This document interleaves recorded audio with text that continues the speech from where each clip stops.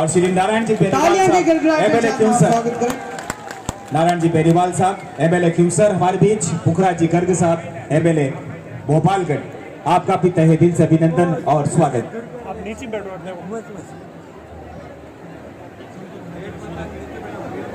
सब मारो निवेदन है, एक बार आप बिराजो साहब आप रो स्थान ग्रहण करो। आप सब मारो निवेदन है, अपना मेहमान आपने बीच में पधार चुके हैं, इन वास्ते मारो आपको निवेदन है आप बिराजो आप रो स्थान ग्रहण करो साहब, और मारो आपको निवेदन है। सबसे पहले हमारे जो संत महात्मा है स्टेज पे, इनका स्वागत किया जाएगा एमपी साहब के द्वारा। मैं निवेदन करूंगा एमपी साहब हमारे बीच में, योगेश्वर श्री 1008 महंत श्री सूरजनाथ जी महाराज जसनाथ आसन 5 ला सीधा, इनका शॉल उड़ाकर स्वागत करेंगे एमपी साहब श्री हनुमान जी बेनीवाल साहब। और माल्यार्पण के लिए श्री पुरखाराम जी बेनीवाल और स्मृति चिन्ह प्रदान करेंगे बुद्धाराम जी राव, पधारें। पुरखाराम जी पिपलिया पधारें और इनका सम्मान करें।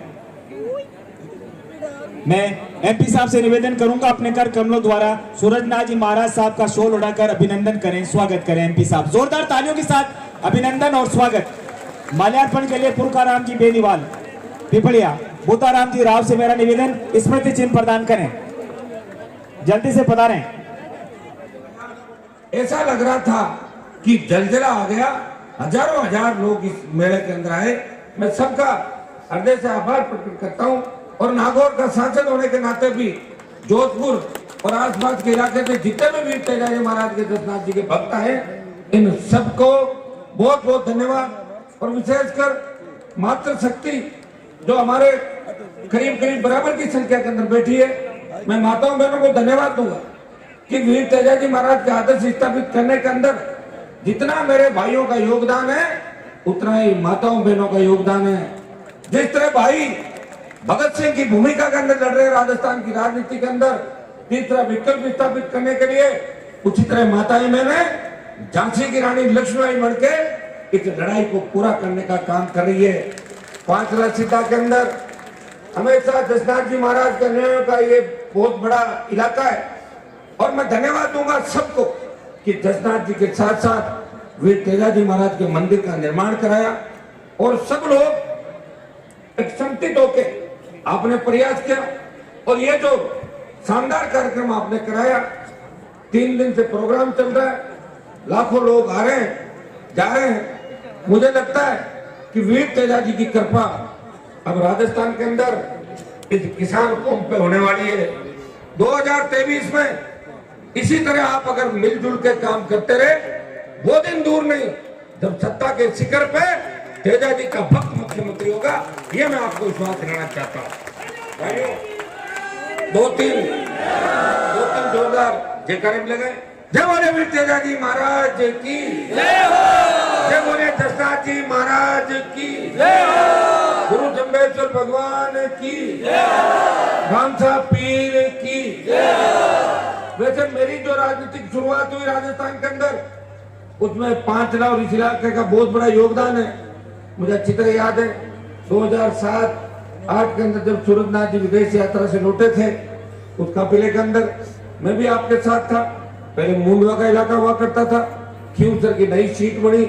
मुझे थोड़ी सी चिंता हो गई थी कि खींवसर की सीट नहीं बन गई, 1 लाख वोट इस साइड के हो गए, 1 लाख वोट उस साइड के हो गए, जब हम हमेशा लड़ते थे। और ये पूरा इलाका कांग्रेसी इलाका हुआ करता था, और मैं पहली बार भारतीय जनता पार्टी की टिकट लेकर आपके बीच आया।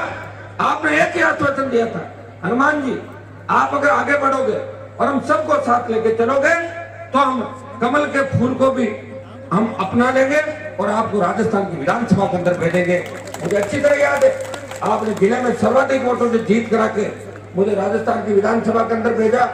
भाइयों, वीर तेजाजी की कृपा है कि हर बार मंत्री पद मेरे आसपास घूमते रहे, लेकिन हनुमान बेनीवाल ने मंत्री पदों को ठोकर मारी और वीर तेजाजी के जयकारे को राजस्थान की विधानसभा से देश की सबसे बड़ी पंचायत लोकसभा तक लेके गया। और मुझे खुशी है कि 5 लाख सहित इस देश के हजारों गांवों के अंदर वीर तेजाजी महाराज के मंदिर बन रहे। धौलपुर, सवाई माधोपुर और हनुमानगढ़, गंगानगर और शेखावाटी के अंदर किसी ने सोचा भी नहीं होगा कि वीर तेजाजी के मंदिर बनेंगे और जागरण लगेंगे। मैं तो एक जरिया मात्र हूं लेकिन मैं आपको विश्वास दिलाता हूँ, आने वाला समय राजस्थान के अंदर आपका है, मजबूती से आपको लड़ना होगा। भाइयों, मिलाजुली का खेल चल रहा है राजस्थान के अंदर। आप देख रहे होंगे पीड़ित, अन्याय जिन पे भी हो रहा है, उनकी सुनने वाला कोई नहीं। गबन घोटाले हो रहे हैं, इतना बड़ा परिवहन का घोटाला हुआ और भारतीय जनता पार्टी प्रतापपुर जी नाराज हो जाएंगे, सदन के अंदर बोली ही नहीं। इसका मतलब मिलाजुली का खेल चल रहा है राजस्थान के अंदर। लेकिन राष्ट्रीय लोकतांत्रिक पार्टी 3 विधायक विधानसभा के अंदर, और मैं लोकसभा में जब जाऊंगा और अभी सड़कों पे घूम रहा हूँ, चाहे कर्नूल की घटना हो, राजस्थान में कहीं भी दलितों पर अत्याचार हो, हनुमान बेनीवाल पूरी ताकत लगा के इन दलितों को बचाने के लिए ढाल बन के खड़ा हो जाएगा। दलित भाइयों का अत्याचार राजस्थान के अंदर नहीं होने देगा, चाहे कोई सी भी सरकार हो। और भाइयों, मैंने तो यह भी कहा था कि अन्याय किसी भी कौम पे होगा और मुझे कोई याद करेगा तो हनुमान उसको न्याय दिलाने के लिए जाएगा, चाहे मुझे घर बैठना पड़ जाए, मैं झुकूंगा नहीं, टूट सकता हूं। और भाइयों, इसी का परिणाम है कि राजस्थान की राजनीति के अंदर 52 से लेकर आज तक किसी ने हुंकार नहीं भरी। हुंकार वीर तेजाजी के भक्त ने नागौर से भरी और आवाज मध्य प्रदेश महाराष्ट्र पहुंची। बहुत बड़ा किसानों का आंदोलन हुआ, किसानों ने सीने पे गोलियां खा के कर्ज माफी का आंदोलन को देश के अंदर हवा दी। और अब आपने मुझे लोकसभा के अंदर भेज दिया। मैं 13 में निर्दलीय आया, 18 में आरएलपी से आया, 14 में निर्दलीय आया, 19 में फिर आया लोकसभा। और मेरे छोटे भाई को भी आपने 7 बार खींवसर की जनता ने हमारे ऊपर बहुत बड़ा ऋण और उपकार किया। इसलिए हम आधी रात को भी आपकी सेवा करते करते अगर कोई गोली भी लग जाए मुझे गम नहीं, क्योंकि हनुमान बेनीवाल पे बहुत बड़ा ऋण और उपकार इस राजस्थान की किसान कौम का है, किसान के बेटों का है। आपको लड़ाने का काम नहीं करूंगा, आपको दिशा दिखाऊंगा। और मेरे कांग्रेस बीजेपी के अंदर बैठे भाइयों को भी मैं एक संदेश देना चाहता हूँ कि आप वीर तेजाजी का जयकारा आज से 20 साल पहले कोई नहीं लगाता था, ये हनुमान बेनीवाल है कि इनको तेजाजी महाराज का जयकारा याद दिलाया। मैं उनको कहना चाहता हूँ कि वो 2 नंबर और 3 नंबर की लड़ाई नहीं लड़े, अगर नंबर 1 की लड़ाई लड़े तो हनुमान बेनीवाल भी कांग्रेस और बीजेपी के अंदर बैठे हुए नेताओं के साथ है। लड़ाई नंबर 1 की लड़नी है, मुख्यमंत्री की लड़ाई लड़नी है। भाइयों, ये हमारी सबकी इच्छा है और प्रत्येक व्यक्ति की इच्छा है, और ये 70 साल से इच्छा है हर व्यक्ति की कि भाई इतनी बड़ी संख्या है और हमारा सीएम नहीं बना राजस्थान का। तो ये सीएम जब ही बनेगा जब आप अन्य जातियों को साथ ले लोगे, 36 कौम को साथ ले लोगे। राजस्थान में हमारी संख्या सबसे ज्यादा 1 नंबर पे, हम दलित, शोषित, मुसलमान और 36 कौम के लोगों को साथ ले लेंगे। उस दिन सत्ता में आने से आपको कोई नहीं रोक सकता, इतना विश्वास मैं आपको दिलाता हूँ। भाइयों, हनुमान बेनीवाल की हुंकार बाड़मेर, बीकानेर और जब सीकर में भरी थी, सरकार बेवकूफ आ गई, स्टेट हाईवे टोल फ्री किए, 50,000 का कर्जा माफ किया और मुफ्त बिजली की घोषणा और 1 लाख नौकरियों की घोषणा भी पूर्ववर्ती सरकार ने कराई थी। लेकिन 1.25 साल हो गया, इस सरकार को मैं कोसना नहीं चाहता। राजस्थान में अराजकता का माहौल है, राजस्थान के अंदर रात को बहन बेटियां बाहर नहीं निकल सकती। कब हत्या हो जाए, कब बलात्कार हो जाए, कोई बेटा घर से निकलेगा, वो घर पे आएगा कि नहीं आएगा, इस बात की गारंटी नहीं। गहलोत राजस्थान को अपराध में 1 नंबर पर लेके चले गए। इसके अंदर सरकारी मशीनरी पूरी तरीके से फेल हो गई भाइयों। और मैं तो चिंता इसलिए करूंगा कि मुझे हर व्यक्ति की चिंता है और खींवसर की तो मुझे ज्यादा चिंता करनी पड़ेगी। और मैं आपको भरोसा दिलाता हूँ कि आप में से हो सकता है कि आपके मनमुटाव की वजह से कई लोग किसी चुनाव में साथ रहे या नहीं रहे, लेकिन 45 साल हो गए मेरे परिवार को किसी न किसी रूप में हर व्यक्ति ने मदद करी है। कभी मेरे पिताजी को वोट डाल दिए, मुझे डाल दिए, मेरे भाई को दे दिए। इसलिए आपका ऋण और उपकार हनुमान बेनीवाल चुकाएगा, राजस्थान के अंदर लंबी लड़ाई लड़ेगा। और मैं भरोसा दिलाता हूँ कि देश के प्रधानमंत्री जी के साथ प्रतापपुर जी महाराज भी थे। जब टीडीओ ने बड़ा हमला किया बाड़मेर, गंगानगर, हनुमानगढ़, बीकानेर के अंदर, तब देश की सियासत के अंदर अगर प्रधानमंत्री जी को इस बात के लिए राजी किया, वैसे तो मामला स्टेट का है, लेकिन मैंने कहा साहब स्टेट गवर्नमेंट जानबूझ के नहीं करेगी किसानों की मदद, आपको इसमें मदद करनी चाहिए।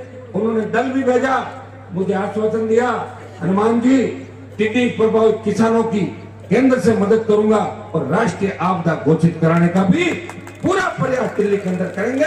यह मैं विश्वास आपको दिलाना चाहता हूं। महाराज की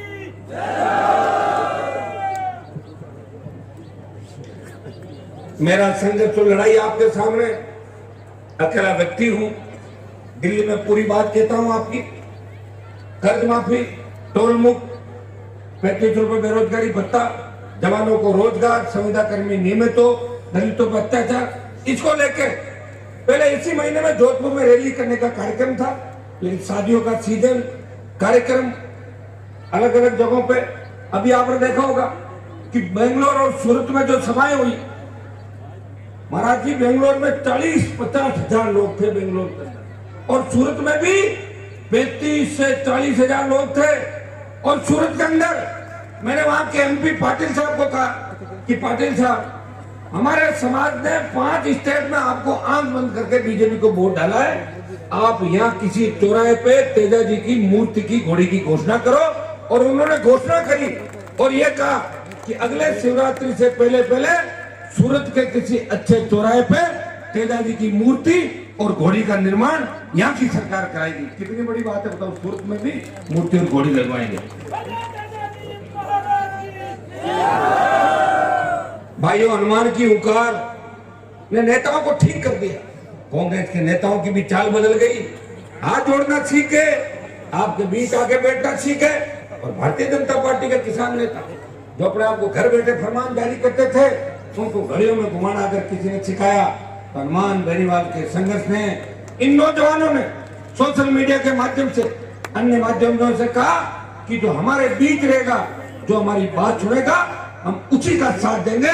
हम कोई पार्टियों के पीछे लगू नहीं है।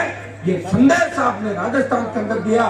और जो कांग्रेस अभी 99 पे अटकी है, ये वेंटिलेटर पे भी कांग्रेस को कोई लाया तो आरएलपी पार्टी का नौजवान कांग्रेस पार्टी को वेंटिलेटर पे लेके आ गया। नहीं तो 150 सीट आती कांग्रेस की। और फिर गहलोत साहब का दिमाग ज्यादा खराब हो जाता। अब बताओ, अशोक गहलोत जिसके एक एक करके कितने किसान नेताओं को मेरे हिसाब से घर बिठा दिया होगा। और अगर गहलोत को उसकी नानी याद दिलाई, तो हनुमान बेनीवाल ने उसके बेटे को हरा के उसको उसकी नानी याद दिला दी। पूरा हिसाब किताब एक कर दिया, किया नहीं किया। तो भाई मैं तो देखो, मैं जिसका पीछा करता हूँ पूरा करता हूँ। मैं वैसे किसी को छेड़ता नहीं, और मुझे कोई छेड़ता है तो मैं उसको छोड़ता नहीं। मेरे दिमाग के अंदर बैठा रहता है। लेकिन मैं चाहता हूँ कि मेरे भाई हर जगह साथ रहे, एकजुट रहे, और हमारे समाज के अंदर किसी तरह की फूट नहीं पड़े। ये प्रयास हनुमान बेनीवाल राजस्थान में हमेशा करता है। मैंने जब आप भी पधारे थे, मैंने कहा था अलग अलग आप कार्यक्रम रखो, और आपने अलग अलग रखा, अच्छा किया। एक दिन वो अपनी बात कह के चले गए, और आज हम हमारी बात कह के चले जाएंगे, तो अच्छा रहा। और आप भी चाहते थे, और सामाजिक मंचों में सब लोगों को आमंत्रण भी करना चाहिए। तेजाजी महाराज सबके हैं, हर व्यक्ति किसी न किसी जगह बैठा कब मदद कर जाए, कौन सी पार्टी में कर जाए। पार्टी में अच्छे लोग भी होते, हर पार्टी में बुरे, सारे लोग बुरे नहीं होते, हर पार्टी में सारे लोग अच्छे नहीं होते। इसलिए मैं एक आह्वान आपको करता हूँ कि आपने मुझे दिल्ली भेजा है, तो दिल्ली से 2-3 प्रमुख काम नागौर जिले के लिए।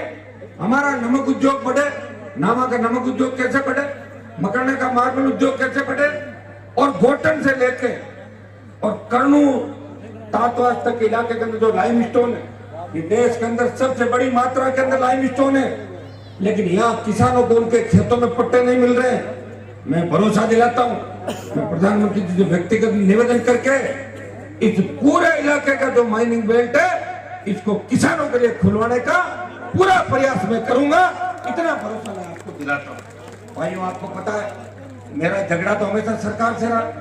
मैं मुख्यमंत्री से लड़ा, पहले वसुंधरा से लड़ता रहा, और जब अब की बार 3 सीट आई तो मैंने कहा सीएम की लड़ाई अपनी बंद हो जाएगी।